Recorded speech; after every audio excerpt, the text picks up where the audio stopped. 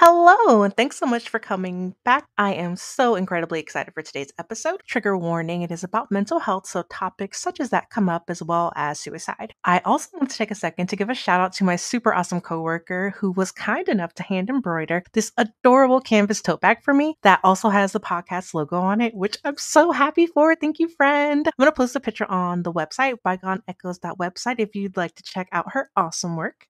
And without further ado, today's episode.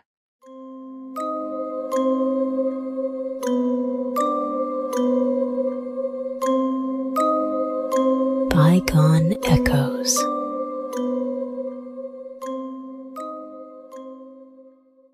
Hello, history buffs, curious cats, and everyone else who accidentally hit play but is now intrigued by the promise of a journey back in time. You're listening to Bygone Echoes, a history podcast, and I'm your host, Courtney. Today, we are talking about a topic that is close to my heart and mind. Literally the mind.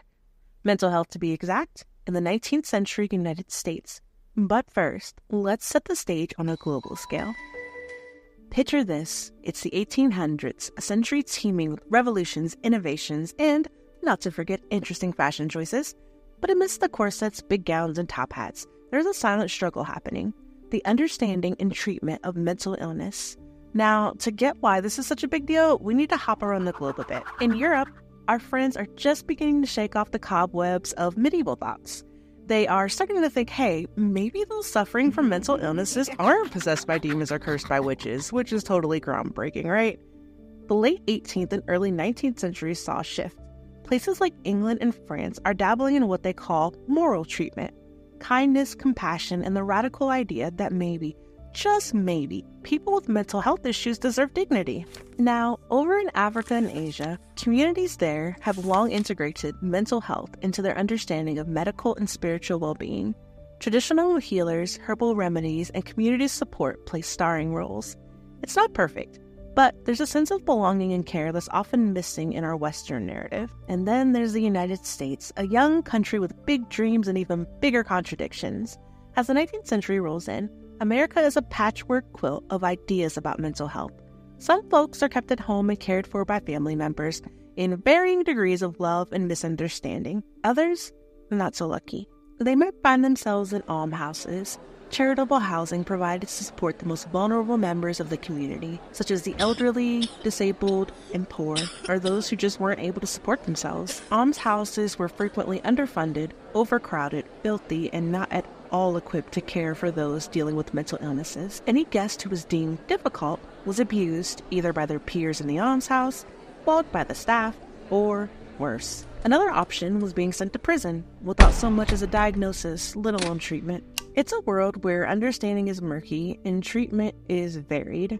But don't fret, guys, because change is on the horizon. Reformers are waking up, smelling the coffee, and realizing that it is way past time for a new brew. So buckle up, my friends, because we are about to dive deep into the nitty-gritty of mental health in the 19th century, where the idea of moral treatment is about to take center stage. Asylums are on the rise, and reformers are gearing up for a fight that promises to be anything but boring. Our story unfolds in a place that you may not expect, Blackwell's Island in New York.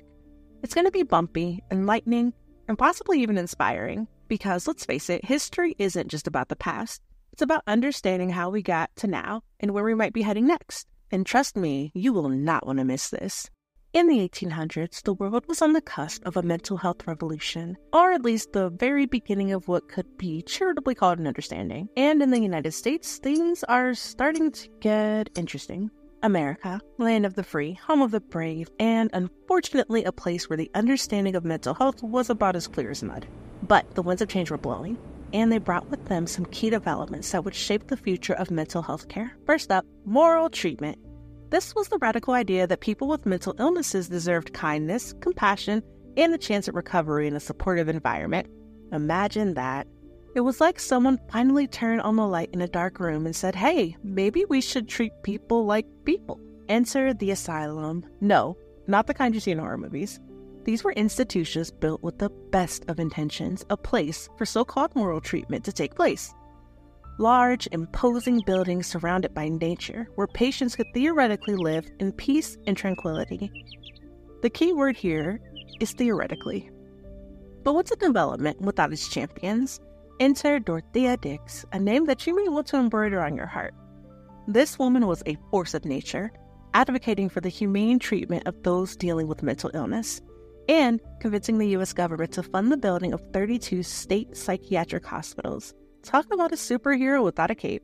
She began her career as a school teacher, but shifted her focus after witnessing the dire conditions of the mentally ill in jails and almhouses. Fun fact, she was also the superintendent of the Army nurses during the Civil War. And funner fact, she was not a nurse. She just handled the administrative portion of the work. Now, let's talk about the people who worked in these asylums, or state-funded psychiatric hospitals. First and foremost are nurses. Nurses, often women, were on the front lines, their roles shaped by societal views on gender and class. Education? Not exactly a priority. Compassion? Hopefully. Abuse of power? Unfortunately more common than we like to admit.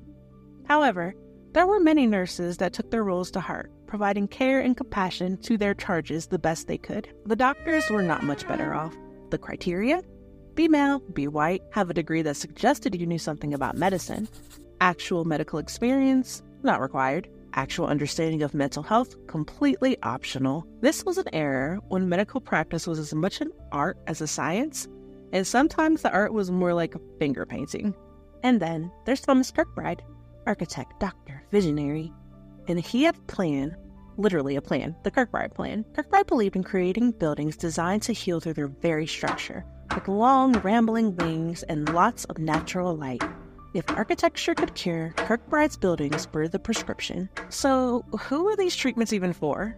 Back then, the term was lunatics. And well, it's complicated. There are legitimate mental health challenges, some that we would even recognize today, like depression or schizophrenia, or if you were suicidal. Sometimes, if you were afflicted with certain conditions like epilepsy, you were sent to an asylum. Monomania was a popular diagnosis by medical professionals at the time, and it was an early attempt by the medical community to begin to understand and categorize what they were observing in their patients. Those suffering from monomania were described as having an exaggerated or obsessive enthusiasm for a single subject or idea. For example, you could be diagnosed with religious monomania, a condition where an individual displays extreme religious fervor to the point where it significantly interferes with their daily functioning or leads them to exhibit behaviors that society deems abnormal or inappropriate. Society and cultural norms played a huge part in deciding who was or was not mentally ill. People who did not conform or were socially inconvenient were often committed to asylums. You could be sent to an asylum for things like being overly chatty, promiscuous,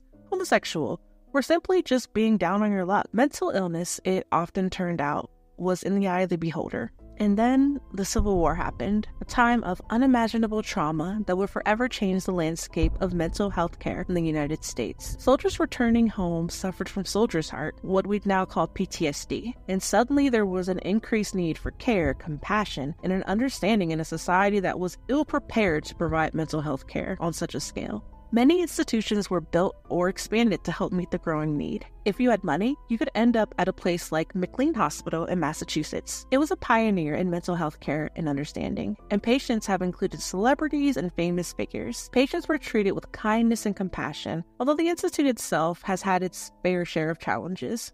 Or you could end up at a place like Willard Asylum in New York. In the late 1800s, Willard was the largest institution of its kind, and served around 50,000 patients in its overall lifetime. While they granted patients a great deal of freedom, almost half of their patient population died within its walls, and it's clear that many of the patients realized after being admitted that they would never leave the hospital alive. Our focus today will be on the infamous Blackwell's Island. Blackwell's Island was a place that embodied all of the hope, despair, and the sheer human grit of the era.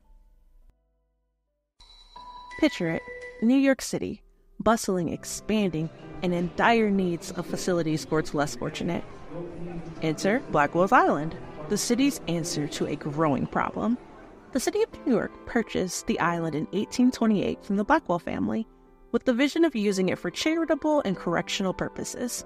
The asylum was originally envisioned as a beacon of hope, a place where moral treatment was not just an idea, but a practice. The goal? To help, not hide. To cure, not confine. The The New York City Lunatic Asylum, which I will be calling the Asylum on Blackwell's Island or Blackwell's Asylum, was New York's first publicly funded mental health hospital and the first municipal mental health hospital in the United States. Blackwell's Island is a sliver of land in New York's East River. It lies between Manhattan Island to the west and the borough of Queens on Long Island to the east. The island is approximately 2 miles, 3.2 kilometers long, and 800 feet, 240 meters across at its widest point.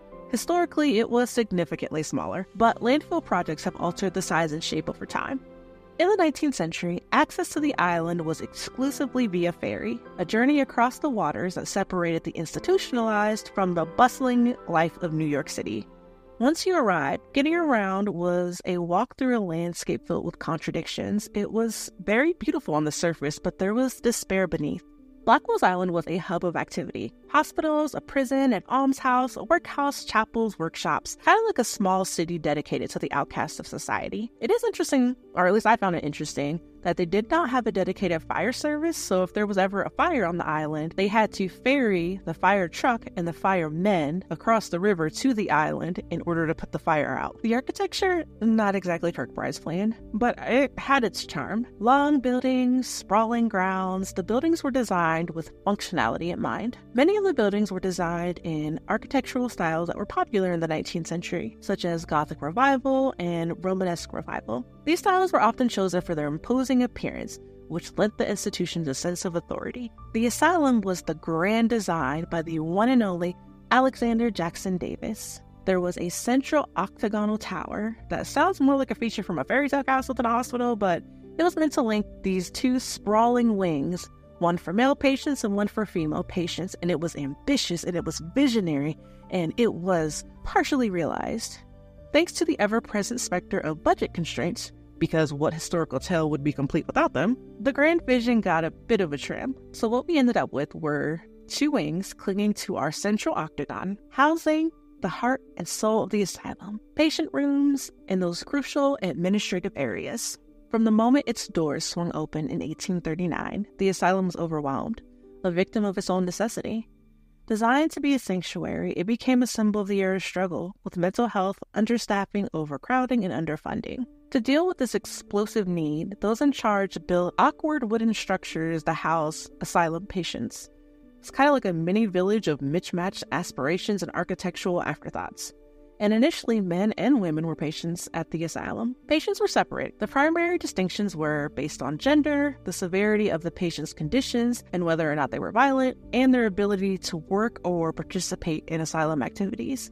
Patients that could work were put to work around the asylum, tasked with cleaning, laundry, and other duties around the institution. By the dawn of 1871, a game of musical chairs began, with male inmates being whistled away to another nearby island, Ward's Island, in a bid to, actually move without bumping elbows. And this shuffle aimed to ease the sardine-like conditions, because let's be honest, the word severe does not quite capture the essence of life within the walls. Because Blackwell's Asylum, is supposed to house the mentally ill under the guiding principles of moral treatment. The intention was great.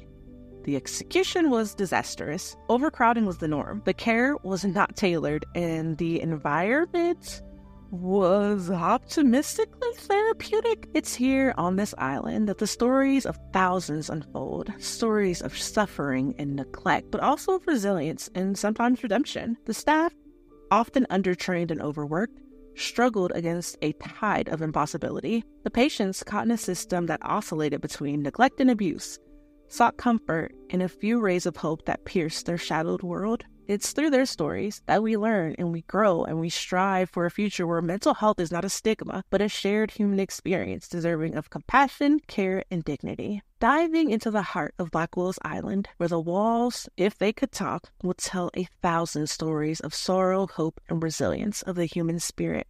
What was life truly like for patients at the asylum? Well, buckle up, because this is going to be an emotional ride.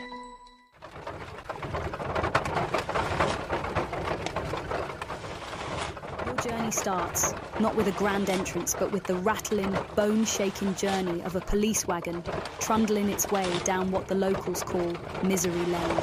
That'd be East 26th Street, nestled twixt the chill grasp of First Avenue and the murky waters of the East River. your final stop? The ominously named Charities Pier, right where East 26th plants a kiss on the river's edge. You step off the wagon, marking a reluctant pause to a voyage you never dreamt of adding to your list of must-dos. The air's thick with the clamour of human feelings, weeping, shouting, the endless drone of the crowd. It's a whirlwind for the senses, with the strong stench of horse manure, city filth, and a faint, eerie whiff of decay hanging about.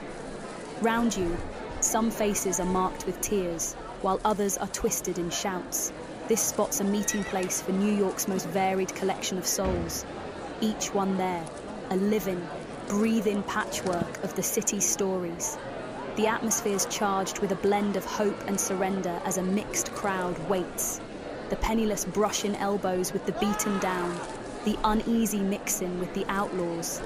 And among them, those lost in thoughts most can't even begin to understand.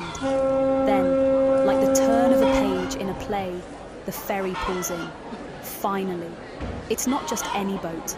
It's the vital link between the hustle and bustle of New York streets and the island known equally for sanctuary and imprisonment. On board, a peculiar mix of folks mingles with the mundane. Patients, inmates, those sworn to care for them, beasts that'll likely never feel farm grass underfoot again, and the essentials to keep an island of establishments going. Together, they cross the East River, its surface a mirror to the quiet before the storm of their new beginnings. And for many, this trip was one without return. They'd never leave the island again. Stepping off the ferry, all are funneled through the cogs of an administrative beast aimed at sorting and assigning. A process that strips away names, replacing them with numbers and diagnoses, ward placements, and roles within the island's intricate web. It's here, at this juncture, that the next chapter of their tales unfolds. And just like that, you find yourself in the processing queue, where the welcome mat is more akin to a cursory glance. Here, a couple of sharp questions, or sometimes merely a discerning look, is all it takes for them to slap a label on you. Diagnosis by mere peek. Now isn't that efficient? The doctors, nurses, and various staff are either too harried or, to be honest, not exactly eager to delve into your life's tale. So much for that warm, heartfelt embrace of moral treatment we were all told tales about. Now, it's time for grub, and you, along with the other newcomers to the asylum, are ushered to the dining hall. What's on the bill of fare? Mouldy bread that's putting on quite the show as a science project, a mysterious brew pretending to be soup, and a liquid bold enough to name itself tea. If this is their take on fine dining, you've suddenly lost your appetite. But fear not, your newfound disinterest in food slips right by the staff. Supper concludes, and it's time to ready oneself for the night's repose, which, in the parlance of this place, signifies the moment for a communal bathing that bears a closer resemblance to a ceremony from the most barbaric eras. Stripped of your garments, and what little dignity ye got left, you're scrubbed down by fellow inmates under the sharp eye of a nurse.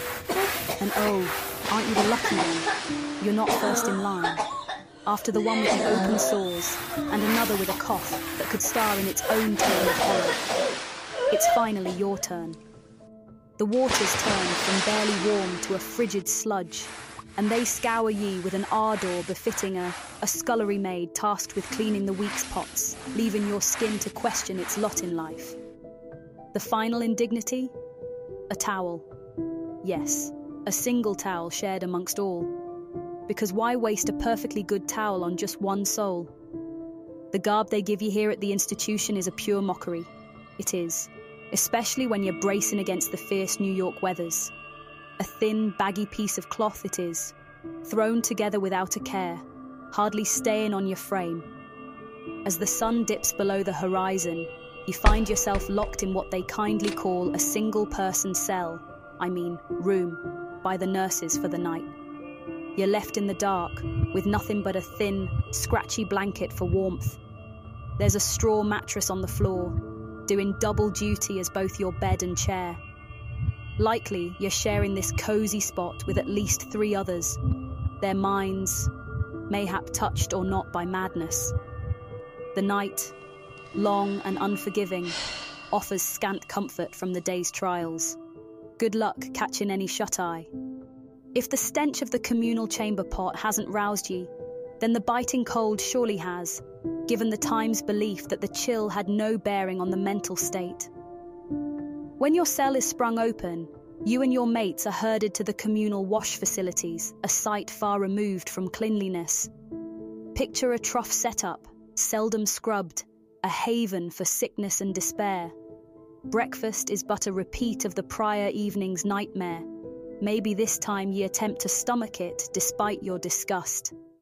Once breakfast is done, you're led to the sitting area. Long wooden benches scatter the space, and there ye sit, stiff-backed and silent, for hours on end, save for when you're pulled away for cleaning or some other drudgery.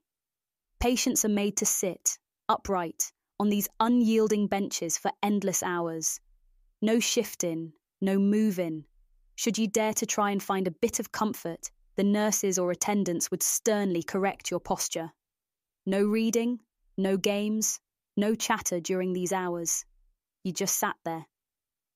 But now and then, a glimmer of joy would cut through the gloom on Blackwell's Island. On those scarce sunny days, you could take a spin on the Carousel, a fleeting reprieve on painted horses from the shadowed routine of their days. And then there was the dancing. The annual Lunatic's ball stood out as a moment of light, where patients could step, twirl, and for a brief time shed their burdens beneath a blanket of music and temporary liberty. But you're here for treatment, aren't ye? To be cured of what ails ye. Treatment is a term they toss around loosely here. Theories on how to mend ranged from the gentle, like fresh air and solitude, to the downright cruel. Bloodletting, hydrotherapy, and sensory deprivation were all too common, often leaving folks worse off than they started.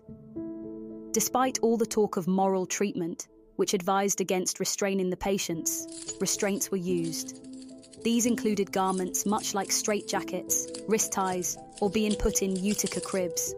Long, narrow boxes with slats for sides, and tops, sometimes even the bottom, making it impossible to sit up or get out. There were moments, though, when treatment felt genuinely therapeutic. Music, that eternal comfort, would weave its way through the halls, lifting spirits or calming troubled minds. Then there were the walks along the island's paths, breathing in the fresh air, a bit of solace from the oppressive wards. This was physical activity at its most gentle, a nudge of normalcy in their twisted routine. So, amidst the dubious soups and shared baths, there were these bits, small but mighty, where treatment felt almost healing. Crossing paths with a doctor here was a rare thing, and more often than not, it was more trouble than it was worth. The doctors, they'd dismiss us patients right out, never bothering to dig a bit deeper into who we were or what might be tormenting our minds. Plenty of these doctors were just wet behind the ears, using their stint on this island as a chance to try out their theories and get a bit of practice, all because there wasn't much keeping an eye on them or making them answer for their doings. Would you believe it? It wasn't until the 1870s that the law started to tighten up, insisting on a bit of proper training. Finally, to be a doctor at this asylum, you then needed a real medical degree and a few years of actual medical work under your belt.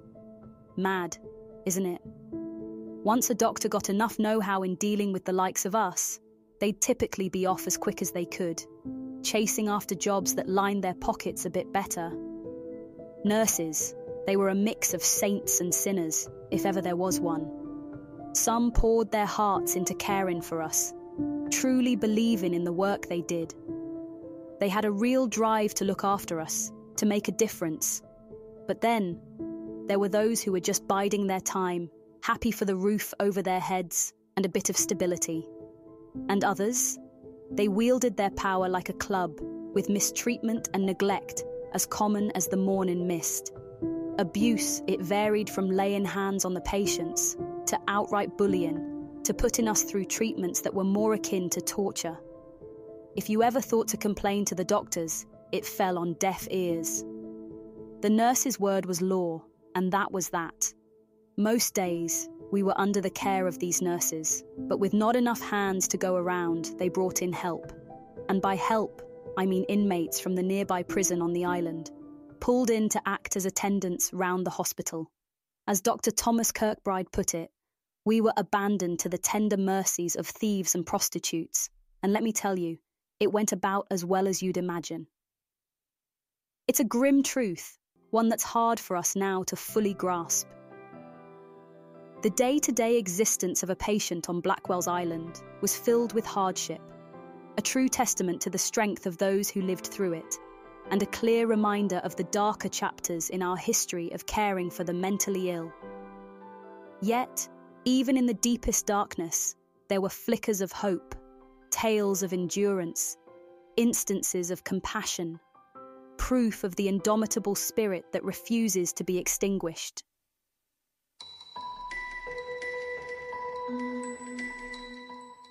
Despite the island's noble aspirations and the sometimes genuine help it aimed to provide, it was a hotbed of controversies. First on our list, funding, or more accurately, the lack of funding. Blackwell's Island was a dream that was starved from the start. Imagine trying to bake a cake, but all you've got is flour and water, and that was Blackwell's trying to make something out of almost nothing. And there was the staffing. As discussed, it was a recipe for disaster, and the patients were often the ones paying the price. In one instance, they had a single nurse assigned to a 3-floor building that was full of patients. What kind of care would you expect patients to receive when the staffing was this dire? And let's not forget about the patients themselves, a diverse group united by their suffering. You had women, immigrants, the poor, the LGBTQ+ community. Blackwell did not discriminate in its neglect. Women could be committed by a husband's word alone and could only be discharged from the island by a male relative. There were even stories of husbands committing their perfectly sane wives for some trivial reason or another just to be rid of her. Immigrants encountered a wave of hostility and bias that could be absolutely overwhelming. In an era where not speaking English could bizarrely be your ticket to the asylum, the air was thick with anti-immigrant sentiments, particularly against the Irish. It wasn't about just not fitting in.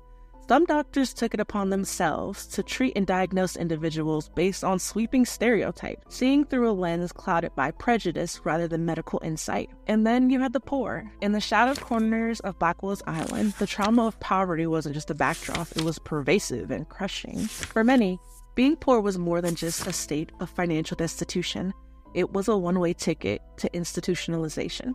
In an era where social safety nets were theoretical more than practical, poverty became synonymous with mental illness in the eyes of society and its gatekeepers. And at Blackwell's, being gay or lesbian often meant facing harsher realities in an already grim system. Being misunderstood and marginalized, LGBTQ+ individuals endured additional layers of stigma and isolation and their identities, further complicating their already challenging circumstances in an era of profound ignorance and intolerance. Controversy swirled around the treatment methods as well. Restraints, isolation, and even the architecture itself. It was all supposed to help, but often it just made things worse. Stories of abuse, neglect, and inhumane conditions leaked out, painting a picture of a place where healing was the exception, not the rule. For many people, it became painfully evident that life in the asylum only worsened their existing conditions, and sometimes it even sparked new mental health challenges, which was a grim testament to the institution's impact. Sanitation, or the lack thereof, was another grim chapter of Blackwell's Island. Disease ran rampant, unchecked and unchallenged, a silent predator among the already suffering. Typhoid, tuberculosis, dysentery, these names alone are enough to send shivers down your spine, and this impacted not only the patients, but the staff as well, as no one yet fully understood or embraced something as simple as hand washing. And through it all, the public perception. To have a family member at Blackwell's Island was a mark of shame, a stain on a family name that could not be washed out. It was a place of last resort, a dumping ground for society's unwanted. Yet, hope flickered through the darkness. In 1887, Nellie Bly's daring undercover mission within the asylum walls at Blackwell's Island unveiled the harrowing conditions, and it ignited a firestorm of reform and outrage. Even as a sane individual, she attested that the asylum's dire conditions would unravel anyone's sanity. and her bravery underscores how a single voice can change the status quo and catalyze change. In 1894, the curtain fell on Blackwell Island's lunatic asylum, and its cast of patients took their final bow, moving to new stages, especially Ward's Island, thanks to Ellis Island opening up immigration's latest act. The old asylum got a makeover, and it was rebranded as the Metropolitan Hospital, tackling tuberculosis until 1955. After its final scene, the building was forgotten, left to crumble, except for the resilient octagon, which now shines in its second act as an apartment complex, open for tours and filled with stories.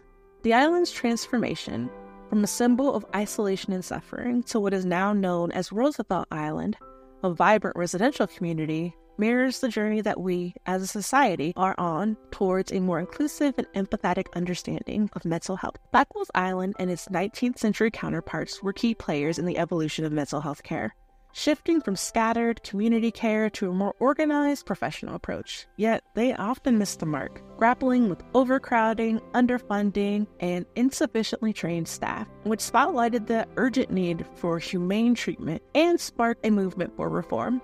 These institutions laid the groundwork for 20th century mental health advancements, advocating for patient rights and setting the stage for community care and a kinder approach to mental health. Essentially, they were a mixed bag, highlighting both the perils and past practices and the potential for progress. As we look back on the history of Blackwell's Island, let's commit to learning from its lessons. Let's strive for a future where mental health is not cause for shame or stigma, but a part of our shared human experience, deserving of empathy, respect, and care. As we close the book on our exploration of Blackwell's Island, it's time to reflect on the journey we've taken together. From its early days as a beacon of hope to its struggles with overcrowding, neglect, and controversy, Blackwell's Island serves as a powerful reminder of where we've been, where we still need to go in mental health care and social justice. It reminds us that history is not just a series of events, but a mosaic of human experiences, each piece informing our understanding of the past and guiding our actions in the present. Blackwell's Island teaches us that progress is possible, but it's a path we have to walk together, armed with lessons of the past and a vision for a better tomorrow. It's a reminder that in the quest for a more just and compassionate world, we all have a part to play. Let this journey inspire us to advocate for a future where mental health is prioritized, where stigma is eradicated, and where every individual, regardless of their circumstances, is treated with empathy and the respect that they deserve. Until next time, friends, be kind, be curious, and be ready to make history. Interested in learning more? You can read Damnation Island, Poor, Sick, Mad, and Criminal in 19th-Century New York by Stacey Horn. 10 Days in a Madhouse by Nellie Bly. The Lives They Left Behind. Suitcases from a State Hospital Attic by Darby Penny and Peter Stastny. Gracefully Insane, Life and Death. Inside America's Premier Mental Hospital by Alex Beam. The St. Joseph Museum's YouTube channel has a variety of videos related to the State Lunatic Asylum 2 in St. Joseph, Missouri. And visit our website at bygoneechoes.website for more content, episodes, and photos.